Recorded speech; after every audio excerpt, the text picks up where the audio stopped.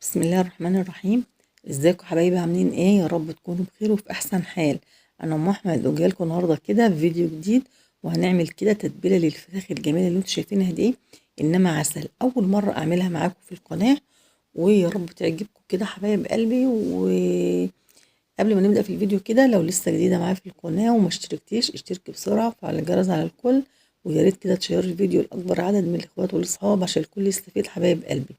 يلا نسمي الله كده ونصلي على رسول الله، ونشوف هنعمل ايه مع بعض كده. يلا بينا حبايب قلبي.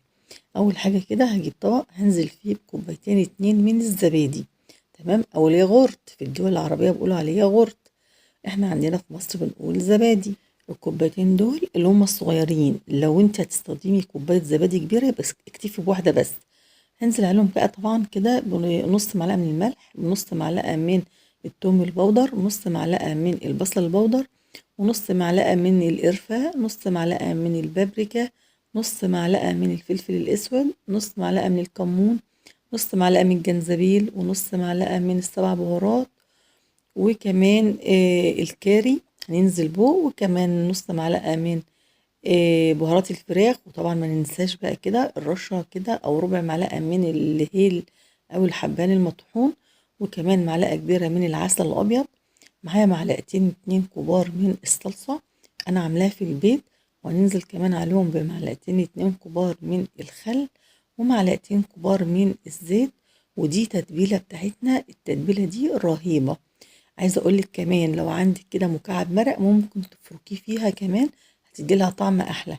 عرفنا المكونات او البهارات اللي احنا حطيناها ايه، انا هكتبها لكم في صندوق الوصف حبايب قلبي. تمام. وهنقلب بقى الخلطة دي او التتبيلة دي كده، وكمان ما ننساش رشة الزعتر الجميلة دي. ماشي حبايب قلبي، بتديها طعم وتستعلي قوي. وبعد ما قلبت المكونات دي، هنا بقى معايا كده الفراخ بتاعتي.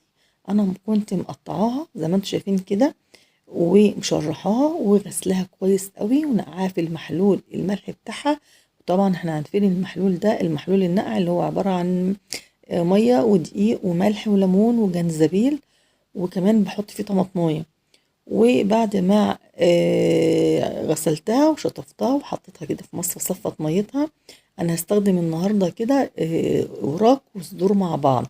انا معايا الافخاد بتاع الوراك، ومعايا صدور متقطعه برضو شرايح زي ما انتم شايفين كده. وهبدأ بقى ادلكها كويس قوي في قلب التتبيله دي، واخليها تتشرب كلها من التتبيله. ماشي كده بالظبط كده زي ما انتم شايفين. وكمان حطيت كده معلقه من الهريسه بتاع الشطه الجميله كده، ما شاء الله. وابدأي بقى دلكيها كويس قوي كده، وتبليها حلوة قوي، وحاولي التتبيله تخش جوه الفتحات. والطريقه دي فيك تعمليها قبلها بليله وتبيتها في التلاجة. انا هنا عملتها قبلها، بس حطيتها في التلاجة قبلها بساعتين. لازم تبصي كل ما تقعد في التتبيله دي فتره طويله، كل ما تتشرب كده وتاخد طعم التتبيله. ماشي حبيبه قلبي. وبعد ما خلصت بقى كده، ما شاء الله زي ما انتم شايفين، بصراحه التتبيله اصلا زي ما انتم شايفين كده، او الخلطه شكلها لوحدها جميل يعني، وريحتها حلوه قوي. وبعد ما ظبطتها كده، هبدأ بقى اجيب الاسترتش راب او كيس تلاجة، وهنقفلها كويس قوي. وبصوا حاولي تقفلي عليها قفلة محكمة. وبعد ما قفلتها كده هدخلها التلاجة. انا بالظبط قعدتها ساعتين، لو انت عندك وقت اعمليها من بدري قبلها بليلة عادي مفيش مشكلة. خلاص. وده كده بعد ساعتين كشفتها، هدخلها زي ما انتم شايفين بالطبق زي ما هي كده بالظبط الفرن. طبعا الطبق او القارب ده طالع من الفرن حبيبة قلبي ساقع جدا، عشان تحطها في فرن سخن يبقى الله عليه العوض. لا، سيبي الطبق لما يهدى شوية وبعدين دخليه الفرن. ماشي، عشان ما يفرقعش منك وتقولي ده ام احمد ضيعتنا. طيب عملت ايه بقى؟ دخلتها الفرن بالظبط كده، خدت حوالي من ساعة الا ربع ساعة. مش عايزة اقولك مستوية جدا، طعمها حلو قوي قوي قوي قوي، عجبت كل اللي اكلها بصراحة. ودي كانت اول مرة اعمل الخلطة دي، ومش بصوا مش هبطلها خالص. وانتوا كمان بجد جربوها، طعمة جدا جدا والله يا جماعة. جربوها هتعجبكم قوي قوي، ومش هتندموا صدقوني بجد. بصوا دايبة دوبان كده، وطعمة وبجد حلوة قوي عن اي خلطة عملتها قبل كده.